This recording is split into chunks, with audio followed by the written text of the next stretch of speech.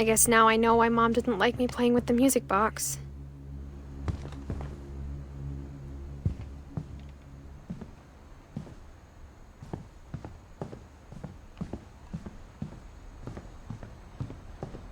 It's funny. All those times I played with the music box and never found the basement key.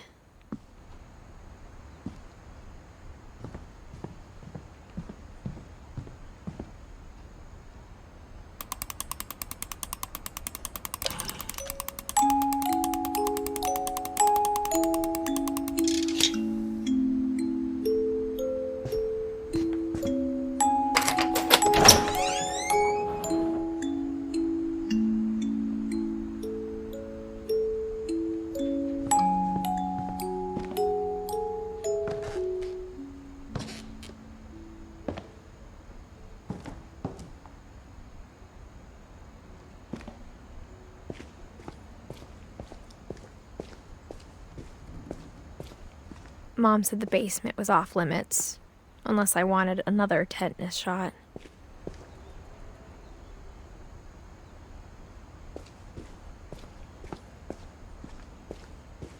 I saw Edie sneak down to the basement once, carrying packages. I thought maybe she was hiding presents.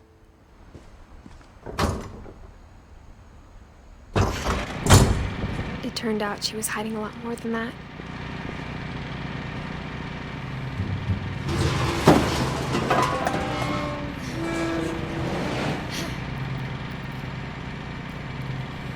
I remember asking Mom once about where Walter had gone.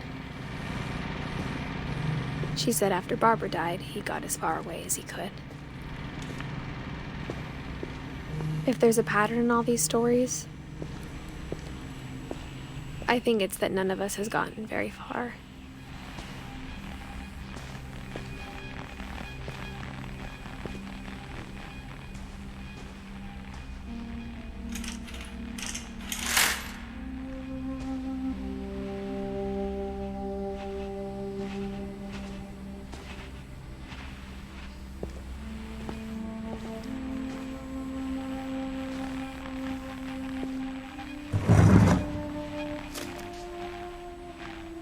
Goodbye, everyone.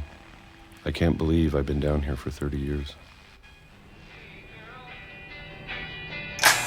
On that first day, after the shaking started, I didn't think I'd survive a week.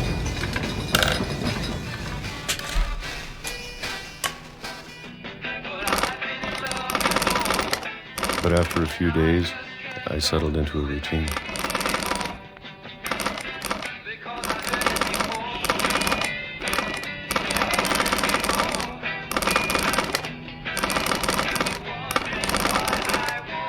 That's what kept me sane.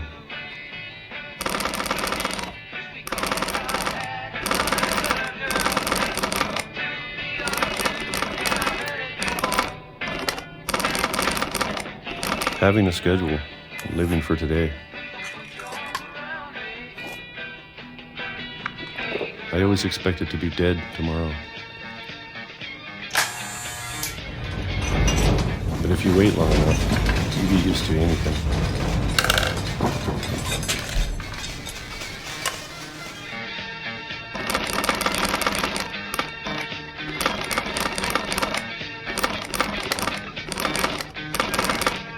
Even a monster on the other side of the door starts to feel normal.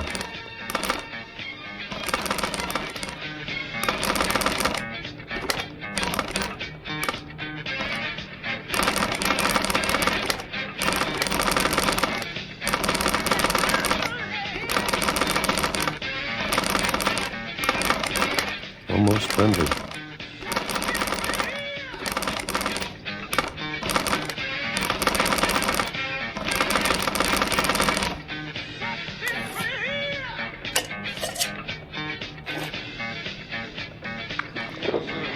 And then one day, everything just stopped. Whatever that thing was, it was gone. Maybe it got tired of waiting. Or maybe I just got tired of being afraid.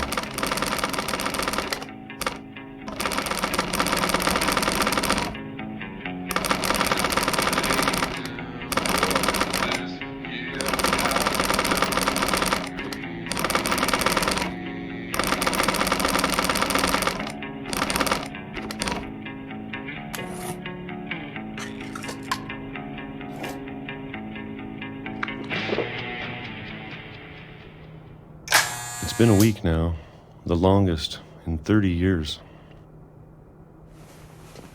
I'm done waiting. I have to leave while I still can.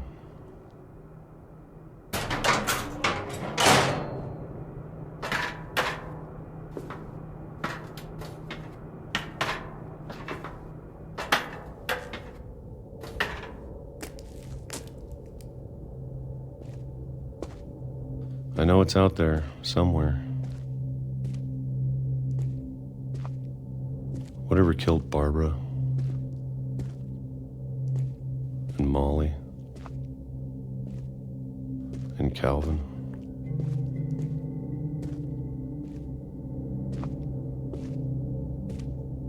Maybe this is all a mistake. But I need to stop living the same day, even if it kills me.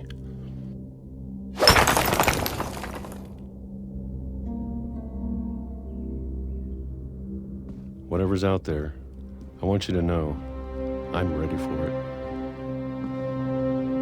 I'm going to appreciate all of it, especially the food. I don't mind if I only have a year left. Or a month. Or a single week. I'd be happy with one new day. I can already imagine the sun on my face.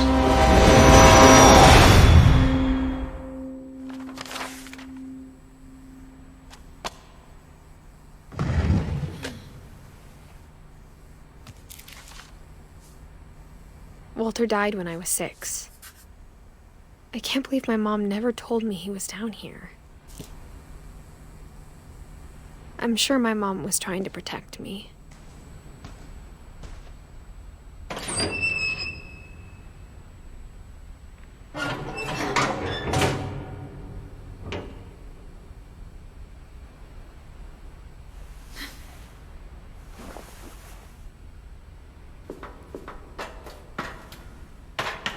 Maybe she was afraid I'd end up like Walter. But if she never told me about an uncle under the house, I can only imagine what else she was hiding. I don't want to make the same mistakes she made, trying to bury something that's still alive.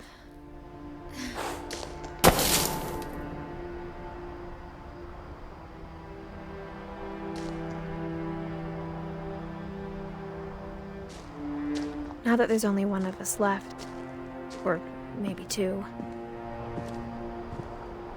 I thought it was time I heard the stories for myself and found out what happened to everyone else. But now I'm worried the stories themselves might be the problem.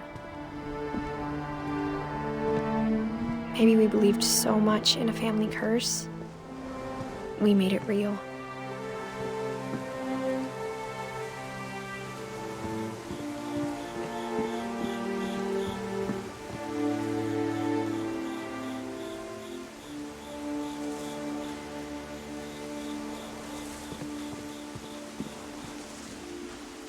I don't know if I should even be writing this.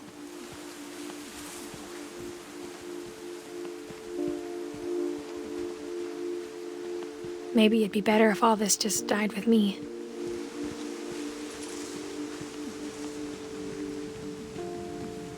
But I thought you should know about your family.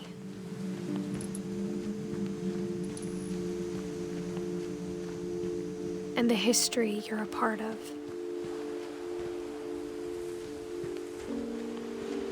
Though to be honest, I feel as lost as you probably do right now.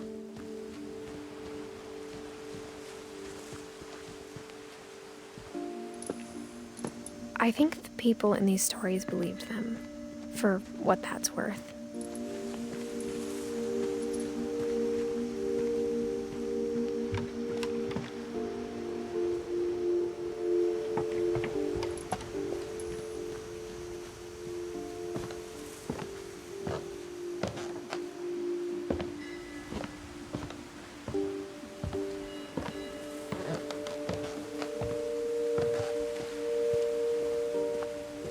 look at the house, had that history of imagination and stubbornness and madness, any of it seems possible.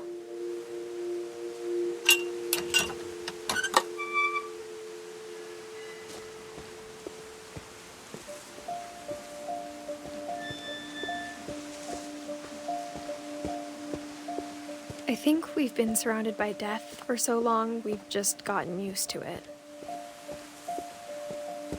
What kind of family finishes building a cemetery before starting the house?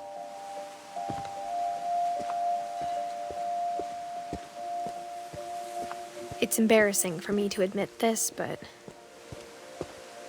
the pet cemetery made me more uncomfortable than the human one. 3 of the gerbils were mine, and 2 had been my fault. Sven built the house, but it was Edith who designed the cemetery.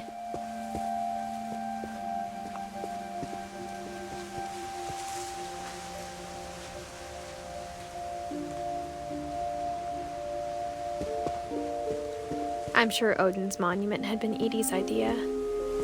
My mom was always trying to move on, but for Edith, the past never went away.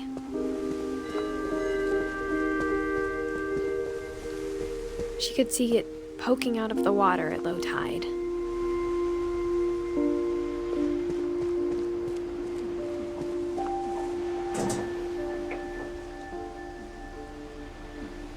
Edie said she dreamed about the old house every night.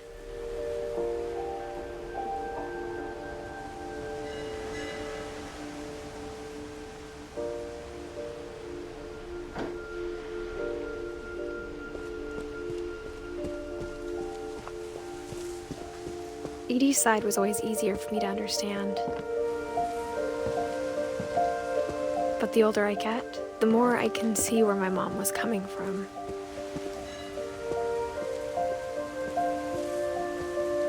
She lost 2 of her brothers, just like I did. I get why she tried so hard to protect us.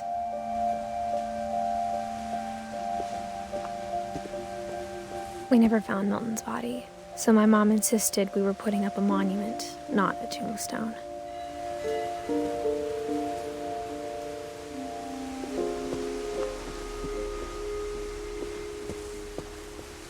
There's so many things I wish I could ask my mom now.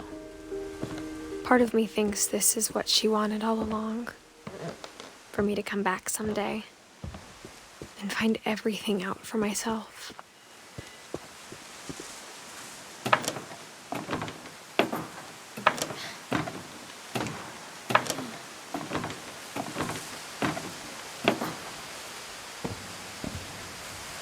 But looking back on it now, if she told me there was going to be so much climbing, I never would have come when I was 22 weeks pregnant.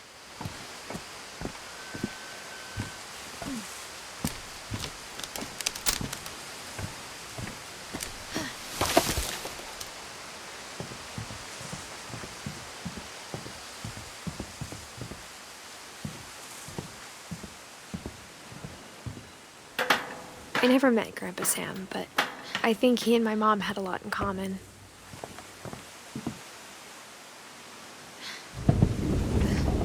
They were both pretty intense. Instead of hiding from death, Sam seemed to go out of his way to meet it.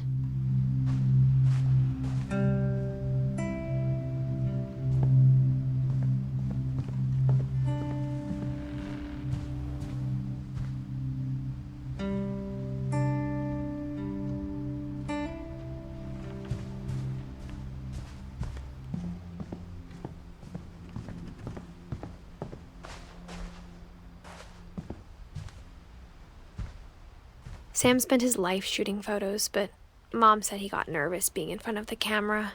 I guess we're all afraid of something.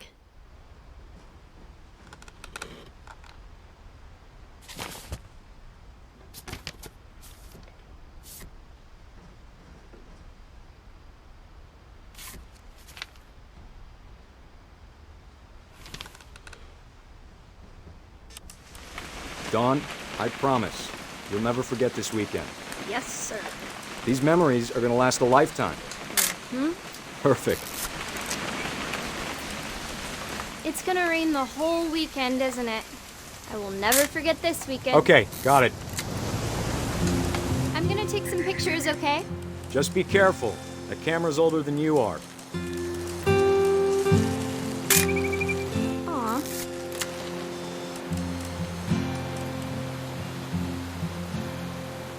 You're right, Dad. It's starting to clear up.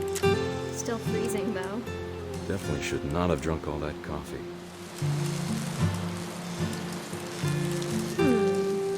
Hey! That's a keeper. Nothing quite like being outside. I'm just saying, I'm not always gonna be here, Don. You'll need to remember this stuff, if you want to survive. I'll be fine, Dad. You know who else thought he was gonna be fine? Some guy who died. Don, I'm being serious. I know, Dad. You're always serious. Doesn't being out here make you want to chill out? Well, to tell you the truth, I haven't been out here in 20 years.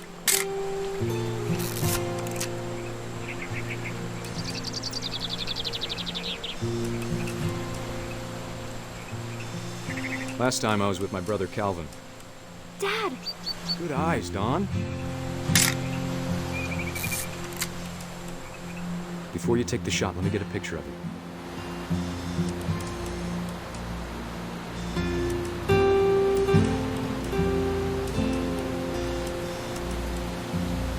Dad, I... Just breathe.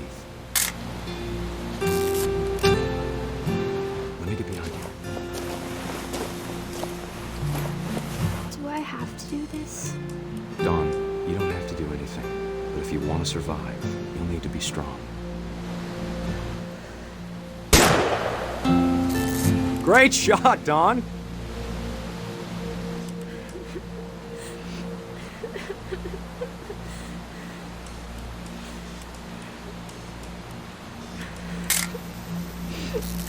I'm proud of you, Don. Always remember that, okay?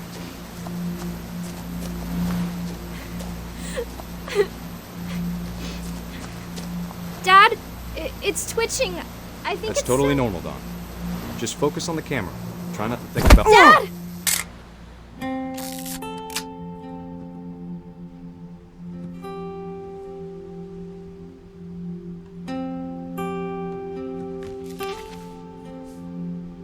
Of all these stories, that's the one I wish most that my mom had told me.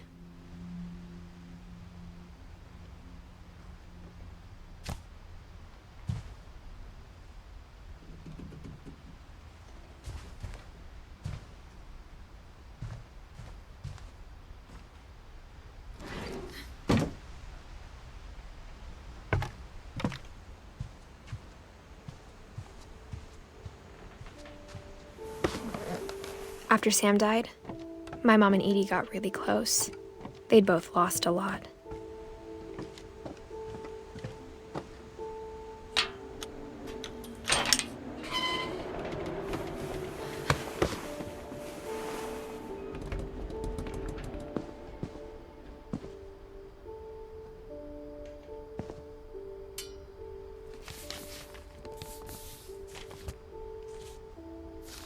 Dear Kay, do you remember the way Gregory used to laugh when he thought he was alone? Like something funny was happening, but only he could see it.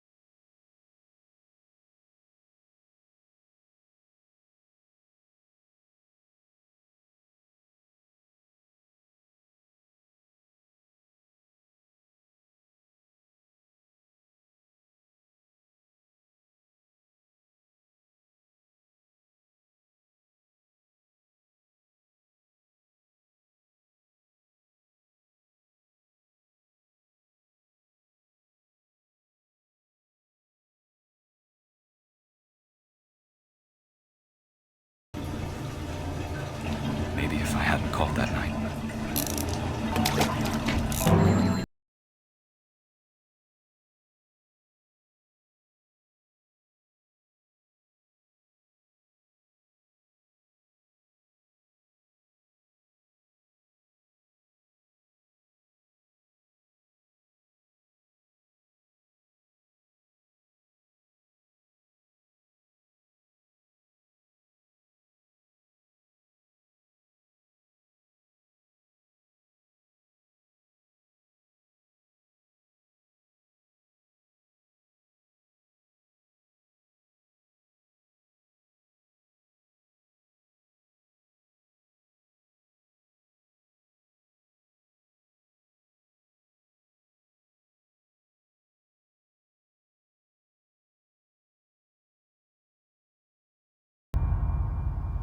Good luck, Kay. Love, Sam.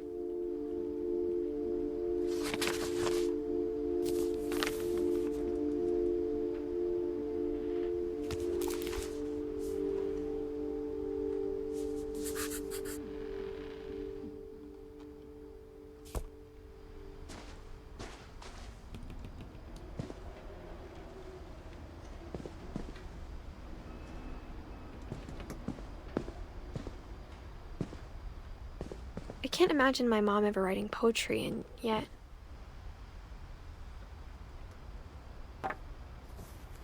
A poem for Gus, who always said the wedding was a bad idea. Our father never hit us kids, at least not very hard, before the day my brother said with teenage disregard that he'd be dead before he'd see a wedding in our yard.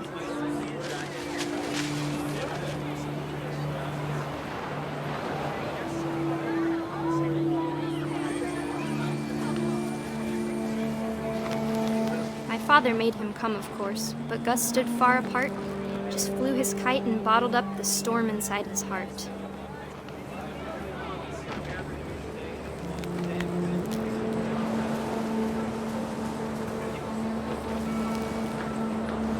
I tried to talk him out of it, but though he'd never met her, we don't need a stepmom, were the words that I now pronounce you husband and wife. You may kiss the bride.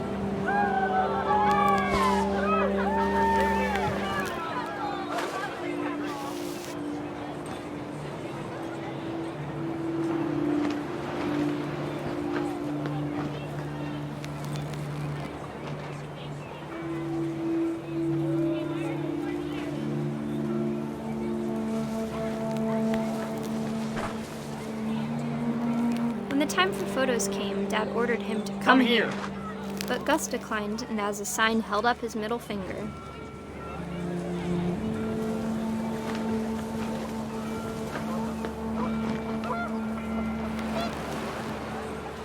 The wind picked up, and panicked geese appeared and quickly went. But all the humans did that day was go inside the tent.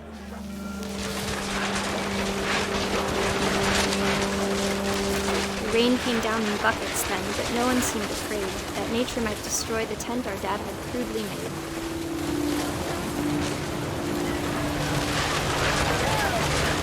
The thunder sounded much too close and full of angry power. But all my father said to this was, "Make the music louder."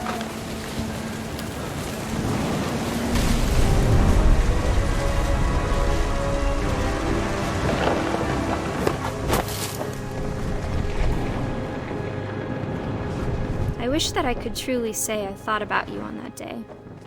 Out there on the beach alone, just you, the wind, the sea, and foam. But I didn't, until we found you.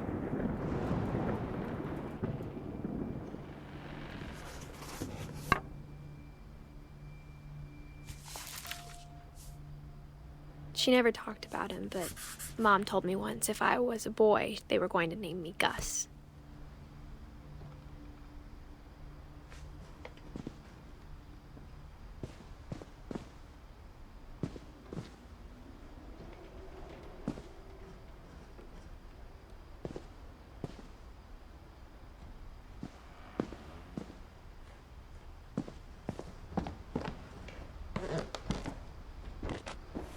My mom moved up to the loft after her brothers died.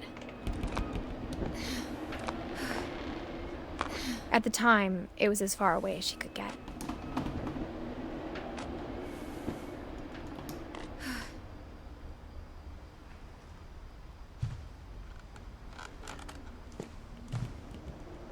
Religion was another thing my mom never talked about, but I think it helped her a lot after her dad died.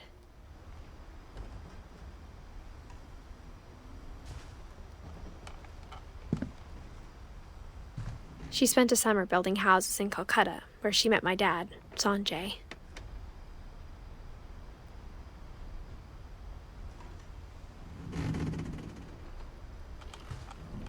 My mom moved to India a week after graduation and got a job teaching English.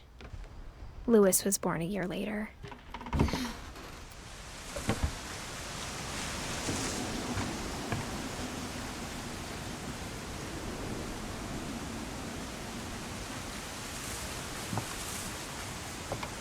When my dad died, I don't think Mom knew where else to go.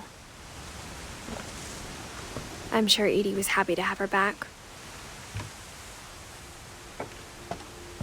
The house had to get a little bigger, but Edie was used to that.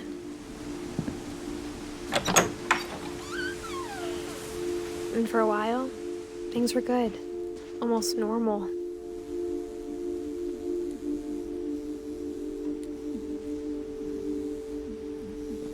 But it didn't last. The beginning of the end was Milton's 10th birthday, when Edie gave him a castle.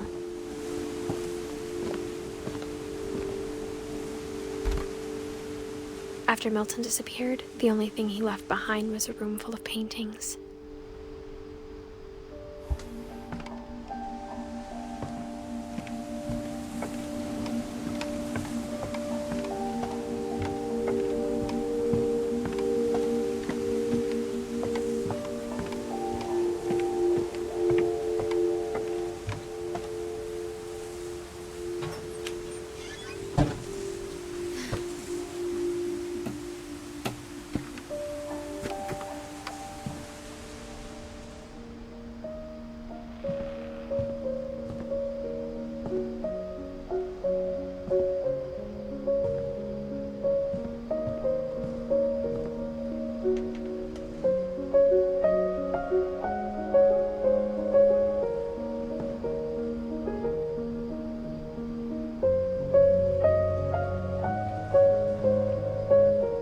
I think Edie was happy to finally have another painter in the family.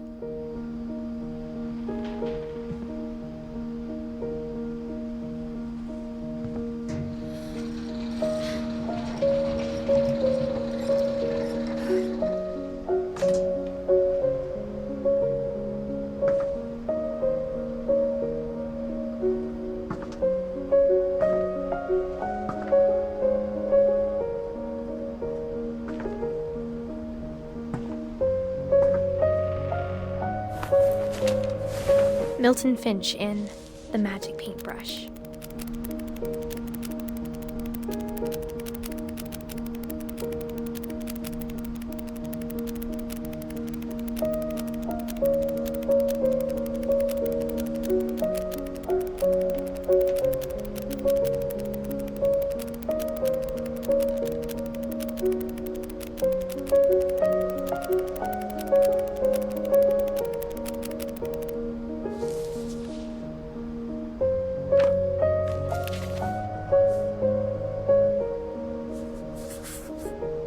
I was 4 when Milton disappeared.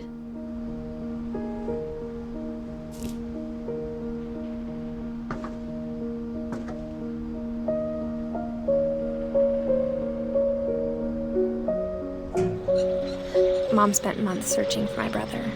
Then she sealed the doors.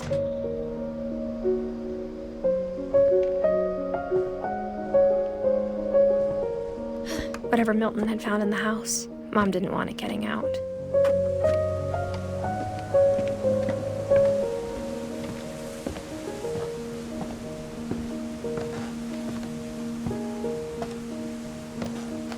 Mom definitely blamed Edie, but I think Louis blamed himself. After he graduated, he just spent more and more time in his room. until Mom got him a job at the cannery.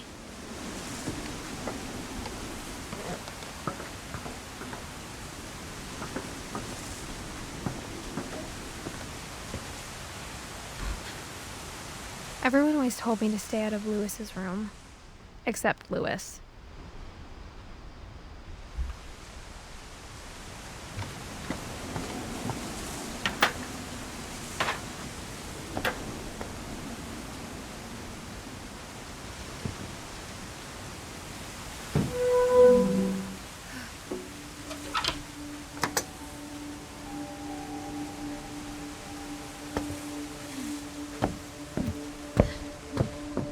Lewis's room smelled very, very familiar. That part of him lived on.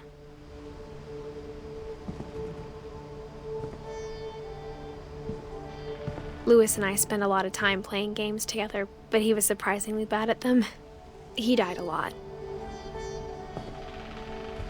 He was so proud of being Indian. I think for him, it was a way to be something other than just a Finch.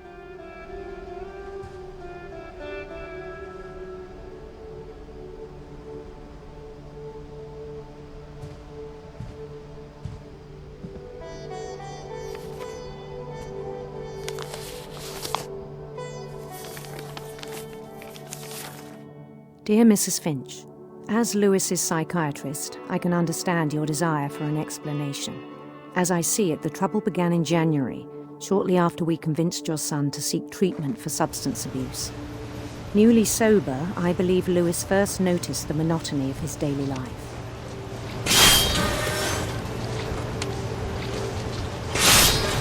He kept working at the cannery, but he withdrew part of himself. In our sessions, I saw the same behavior. His mind began to wander. I asked him to describe it. He said he started small, imagining a labyrinth. He'd feel his way about. Then something moved. Bats and toads.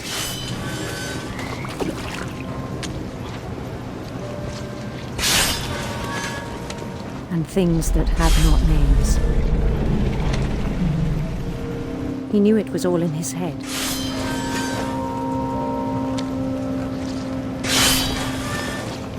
But he took it very seriously. I had hoped he'd find himself.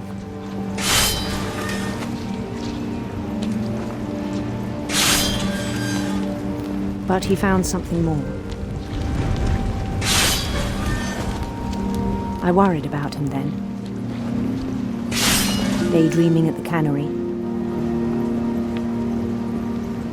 I spoke with his boss. But he said Lewis had become a model employee. Methodical, tireless, focused. Like a whole new Lewis. So I let him go on.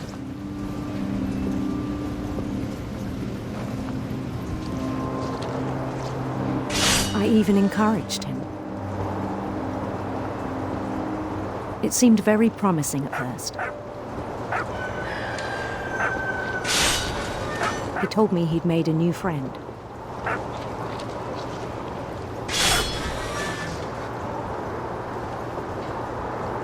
On the edge of a city he named Lewis Topia.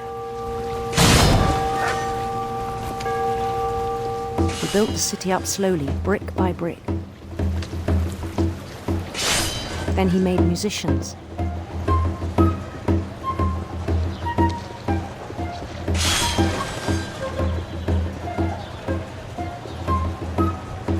And songs for them to play. He talked about starting a band.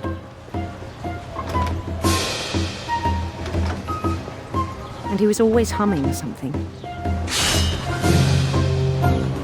Every day his imagination grew stronger.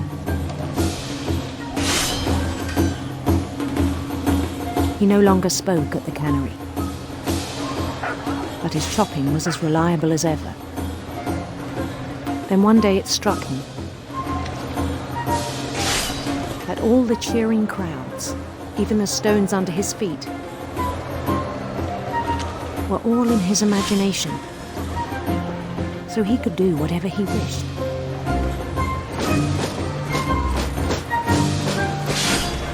He held an election for mayor, and he won. They begged him to stay, but his mind was already wandering. It became a game for him.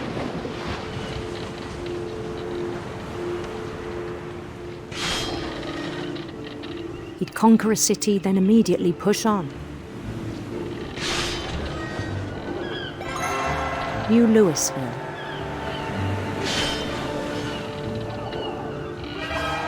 St. Louis.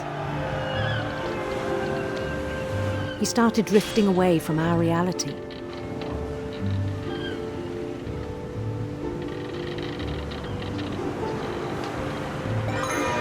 Minneapolis, until one day he forgot to go home from the cannery. Even as his mother pleaded with him, part of Louis kept sailing on.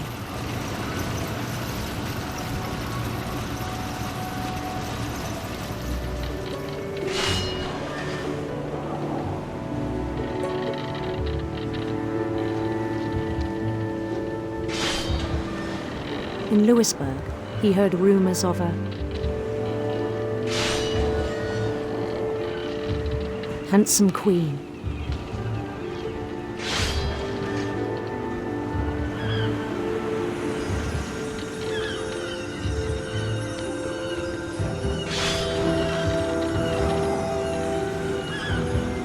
The queen was on her own quest for sinister serpents.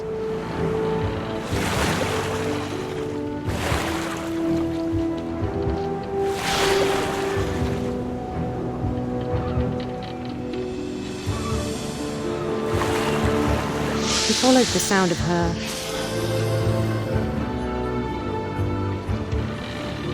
electric sitar.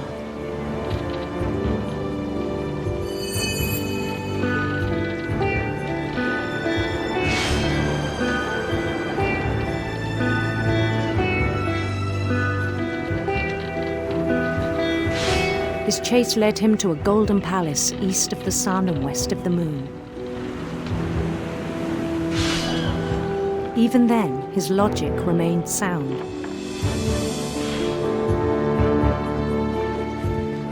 He knew the world was all in his imagination.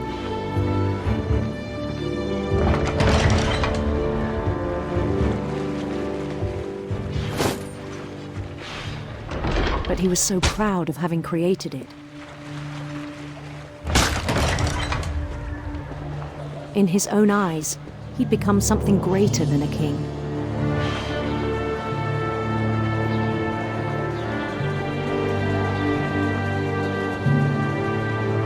For someone who'd never known success in the real world, I think it was overwhelming. And then it struck him that the real Louis was not the one chopping salmon, but the one climbing the steps of a golden palace.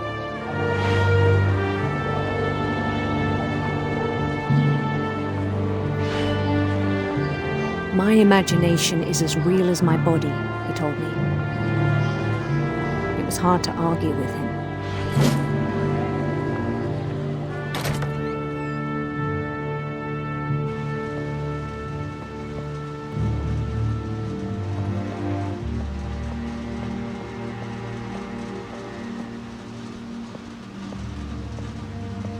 He began to forget the world we know.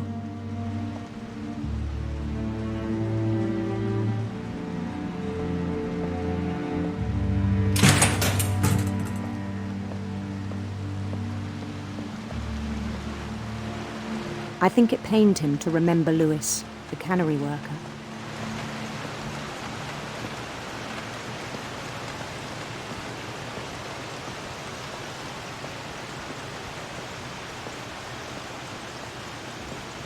He began to despise the man with a royal contempt.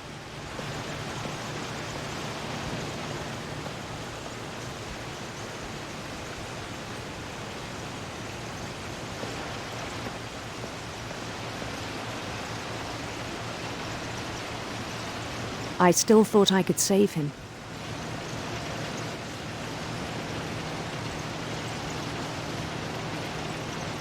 Even after he said he was being crowned king over all the lands of wonder.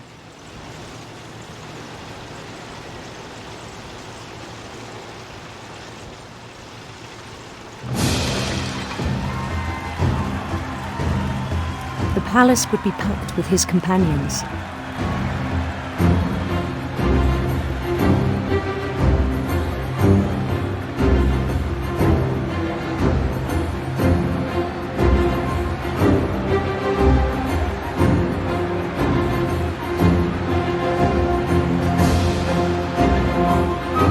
Including the wise Calico who'd insisted on advising him.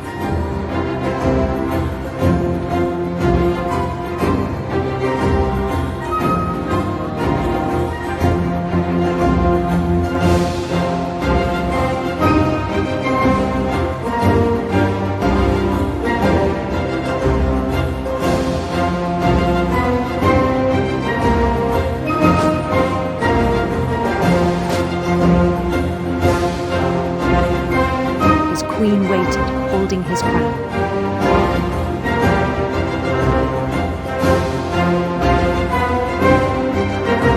There was only one thing left to do.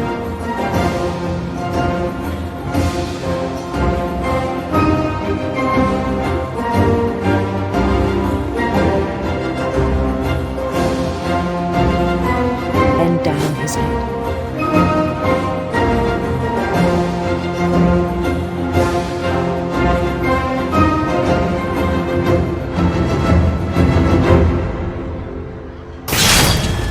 Rest I think you know. Mrs. Finch, your son was a kind man who will be missed by all of us who knew him.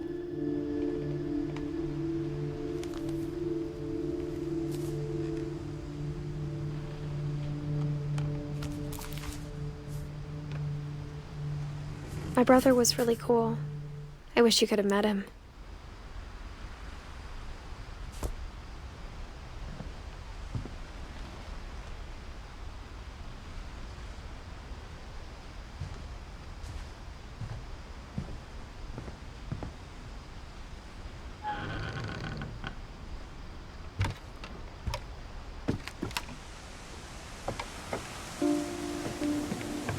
On the way back from Lewis's funeral, my mom told me to start packing. She waited until the day before we left to tell Edie. I'm not sure if she wanted to make it easier or harder.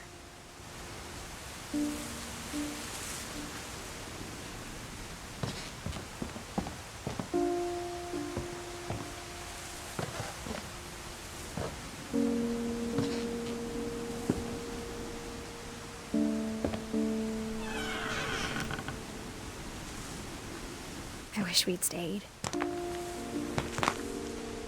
But I understand why we left.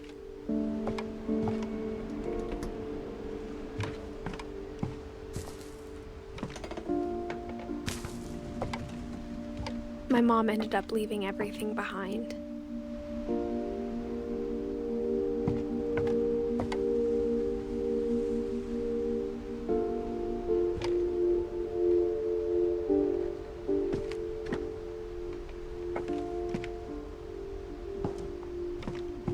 What happened that night had been coming for a long time. Maybe it should have come sooner.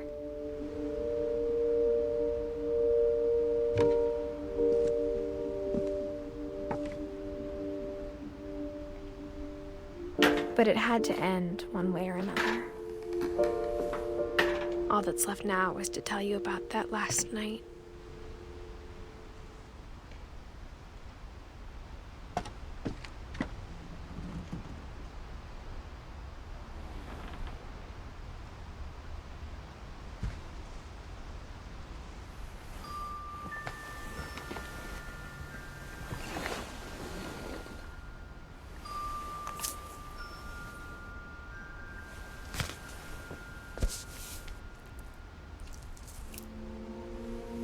That whole last day, Edie just watched us pack and didn't say a word.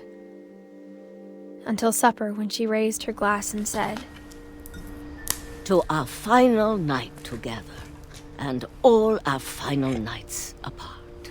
Grandma, you know what I said about alcohol. Some of your medications are very Edith, specific. I left a present for you in the hallway. Why don't you go open it? The grown-ups have to argue now. I'm sorry, you're right. We're all leaving tomorrow. Let's just enjoy our last... I'm not leaving. Edith, you're excused.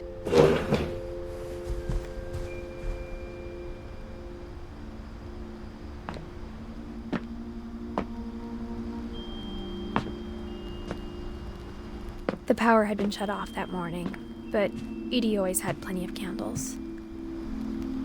When my mom sealed the library, I don't think she knew about the other entrance. Or that Edie had a key to it.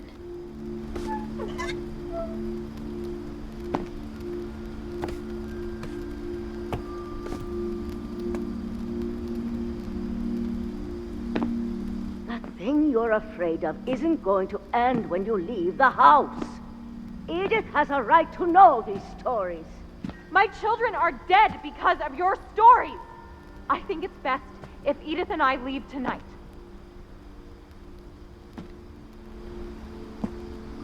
We'll have the nursing home send a van for you in the morning, okay?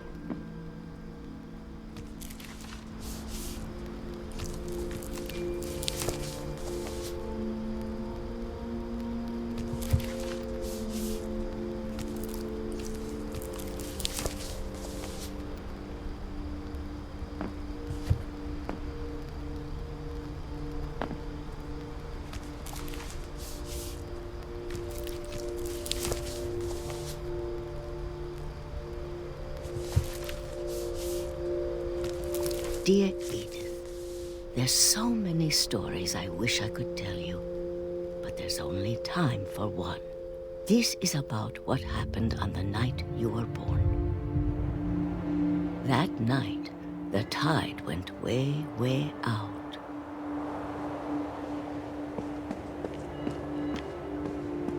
It was the first and last time I ever saw the old house aground. There'd been an earthquake out in the middle of the ocean. They called it the lowest tide in 1,000 years. God, it smelled awful. You know, I've seen that house every day of my life.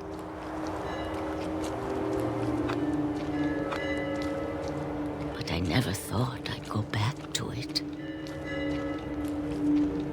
When the fog rolled in, I lost my way.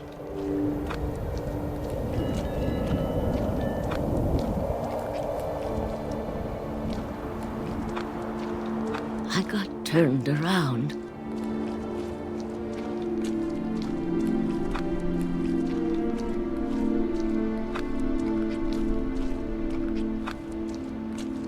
For a while, I wandered.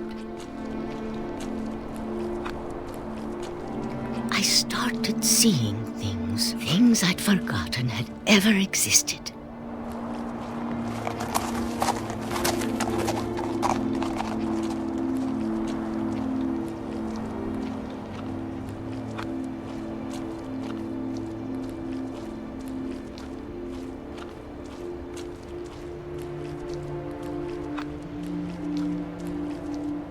But when I saw them, they felt like old friends. That night, a lot of things came back to me. Or maybe I came back to them.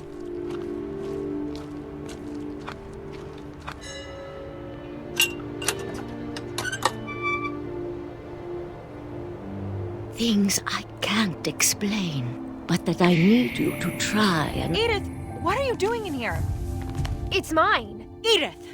Mom, you're gonna rip it! Let go! I kicked and screamed, but Mom dragged me to the car.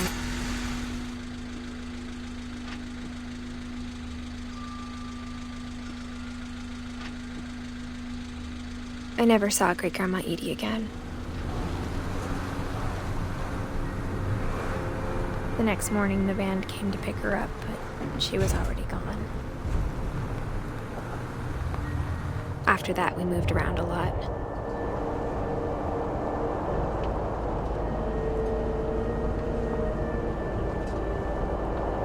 We both tried to make the best of it.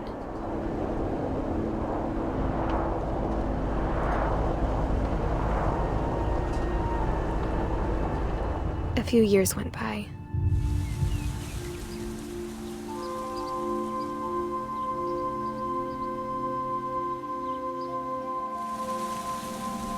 My mom didn't like to talk about it, but she started getting sick a lot. The rest happened pretty quickly. She got better for a while, and then she didn't.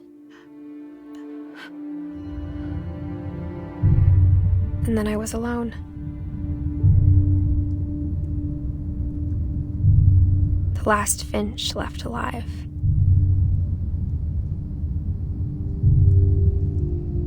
Until I found out about you. I'm still not sure what to tell you about all this. If we lived forever, maybe we'd have time to understand things. But as it is, I think the best we can do is try to open our eyes. And appreciate how strange and brief all of this is. This journal was supposed to be for you. But now I hope you'll never see it. I just want to meet you and tell you all these stories myself. But I guess if you're reading this now, things didn't work out that way.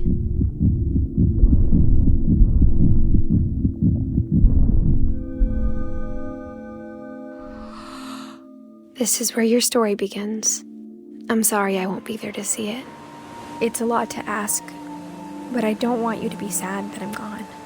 I want you to be amazed that any of us ever had a chance to be here at all. Good luck.